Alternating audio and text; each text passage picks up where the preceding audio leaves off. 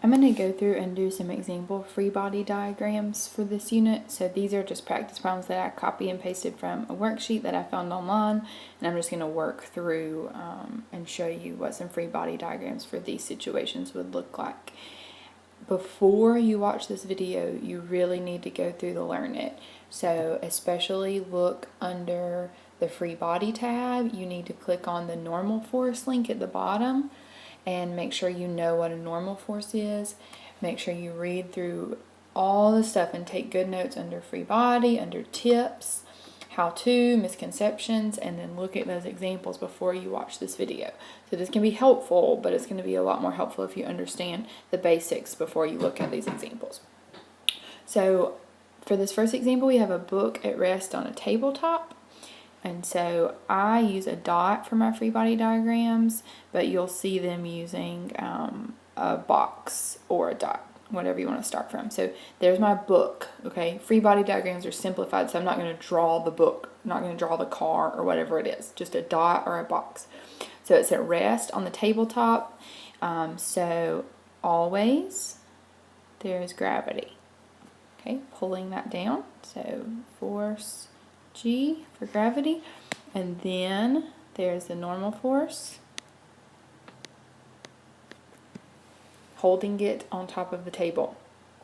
Those two are equal because the book is at rest and it doesn't tell me anything that someone's trying to push the book or anything like that. So that is the free body diagram.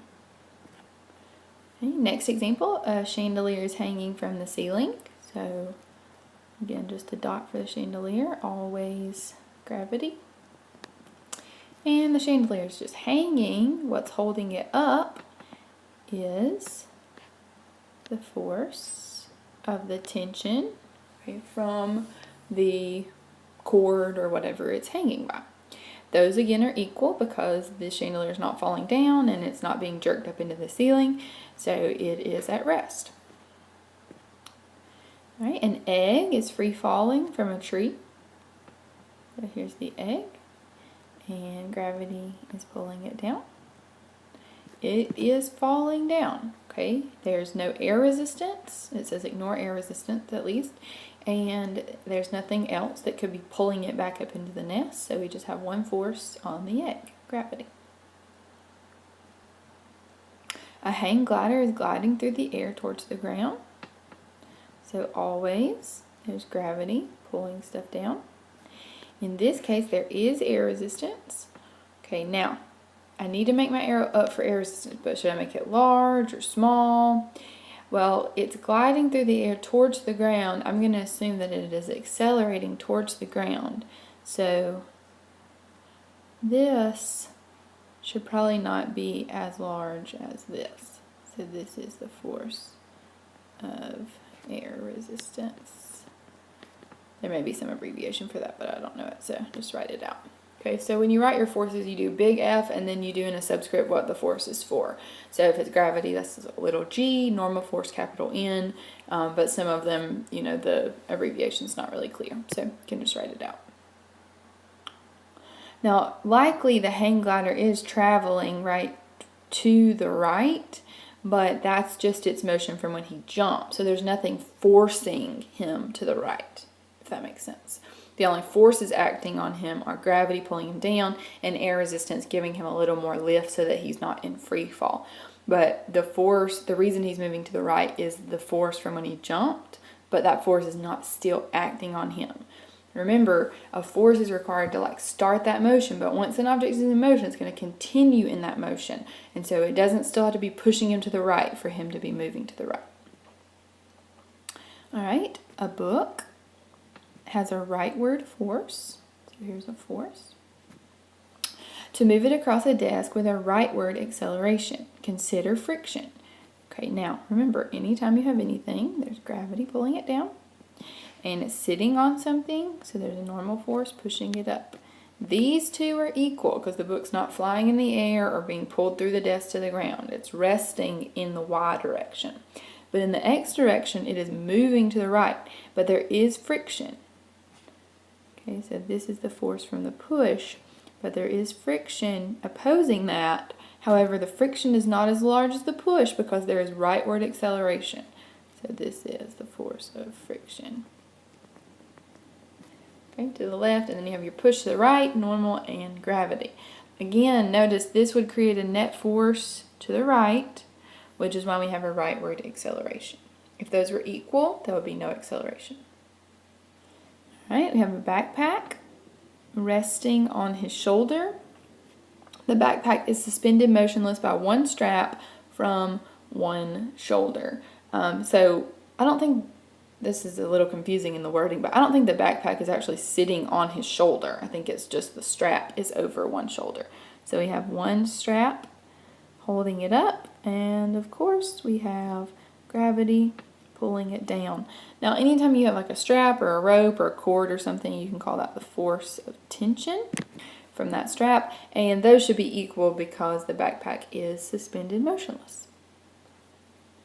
All right, a car is stopped at a stop sign. So a car, gravity, of course, pulls the car toward the ground. It's sitting on the ground, so you have the normal force pulling it up. Those should be equal. Sorry if they don't look exactly equal, but the car is not going through the ground or be flying into the air. So those two are equal, and it's just sitting at the stop sign. It doesn't say that it's like sitting at a stop sign on a hill or anything like that. So we can assume the motor's not pushing it forward and the friction from the road is not resisting that. So we'll just leave it simply like that.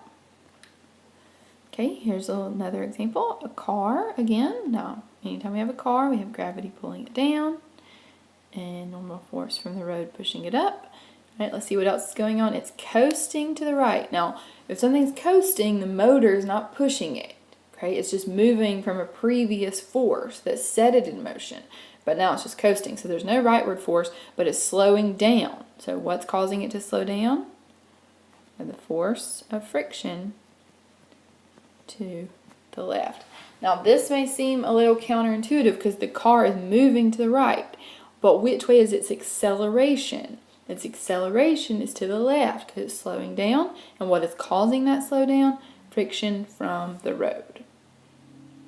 Example, a car is parked on a sloped street. Okay, in this case, sometimes I draw, I'll do this in a different color. Okay, here's the sloped street. They didn't say which way the slope was, so I'm just using this for an example. In San Francisco, that's not important, but it's using its brakes to keep it from rolling down the hill. Okay, so here's the car. Now, let me show you a very common mistake. Gravity does not go that way. Okay, gravity pulls everything straight down. So let me use my eraser. Okay, gravity is pulling it straight down. Okay, another mistake. Normal force is not always straight up though. Normal force is perpendicular to the surface. Perpendicular to the surface. So the normal force is going to be going that way in this case. Okay, making a right angle with this surface right here. Alright, so gravity's pulling it down, normal force pushing it up, and then the brakes are trying to keep it from rolling down the hill, so the brakes would be working in this direction. Force of friction. Now this may seem a little odd because the way we have it drawn, it looks like the car is going up the hill. Okay, but in fact the force of friction up the hill is just balancing this gravity. So notice, okay, this is getting in a little bit deeper physics, but we can make a triangle here where gravity is the hypotenuse. Okay, hopefully you can see that. So this force of gravity actually has a force downward and it has a force to the left. Okay, this leftward force here is coming from gravity. So the force of friction is actually equal to that force of gravity pulling it down the hill, which is why the car is not moving. Okay, it's braked. So don't be confused by that force of friction seeming like it's pulling it up the hill. It's balancing the gravity pulling it down the hill. And the gravity, you can make a right triangle there and you can see that gravity is opposing the normal force and it's also opposing the force of friction. Okay, that's a pretty deep example. I'll try to find some more like that, or if you run into one like that, you can let me know, but I'm guessing they're going to stick to more simple examples in the task.